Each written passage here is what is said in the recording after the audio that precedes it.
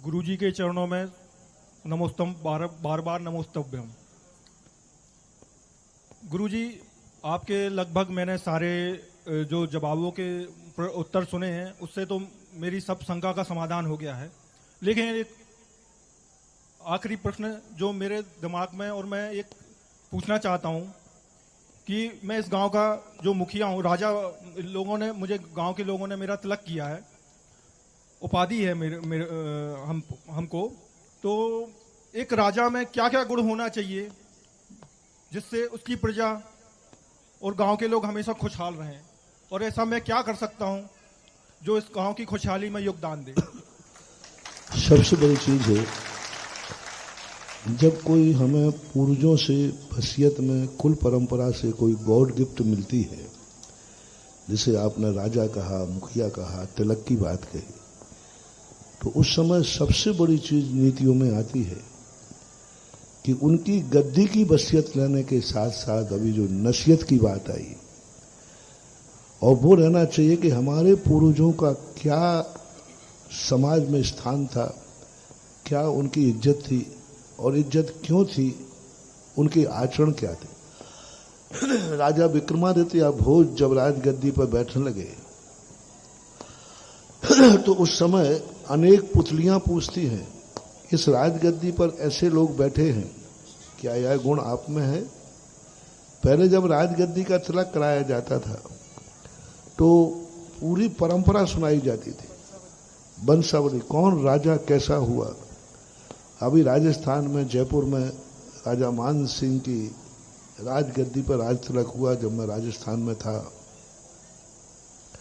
उस समय 300 पीढ़ी का इतिहास बांचा गया, और 300 पीढ़ी का इतिहास बांचा गया कि ये 300वीं पीढ़ी राजा राम की पीढ़ी है। 300 पीढ़ी पहले राजा राम की पीढ़ी को उन्होंने बनाया, और वो उन्होंने उल्लेख किया कि आप बैठ रहे हैं इस राजगद्दी पर, ये राजगद्दी उस वंश की है जिस पर श्री राम भी बैठे हैं। इस वंश की गद्दी है जिस पर श्री राम जैसे राजा हुए हैं, दशरथ जैसे राजा हुए हैं।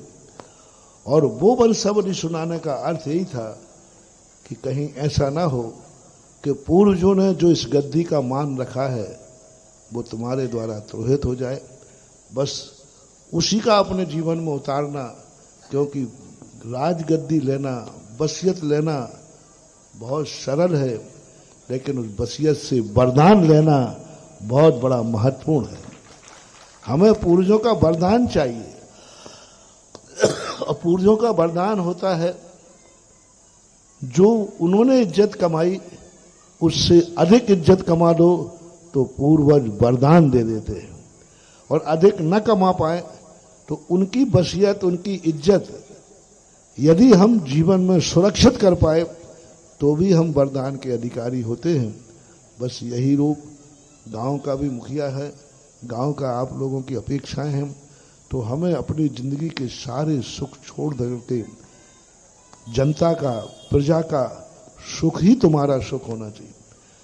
आपका घर, आपका परिवार, राजा का परिवार, माता पिता या बाल बच्चे नहीं होते हैं। राजा का परिवार पूरी प्रजा होती है, जनता होती है। उसके साथ ऐसा ही व्यवहार होना चाहिए जैसा अपने परिवार के साथ होता है। परिवार में कोई दुखी हो जाए तो व्यक्ति दुखी हो जाता है, ऐसे नगर में कोई दुखी हो जाए तो स्वयं दुखी हो जाए, और अपने उसको कैसे सुख कर सके ऐसा निरंतर भाव बनाए रखना, यही तुम्हारे लिए वरदान का कारण बनेगा। मेरा आशीर्वाद है।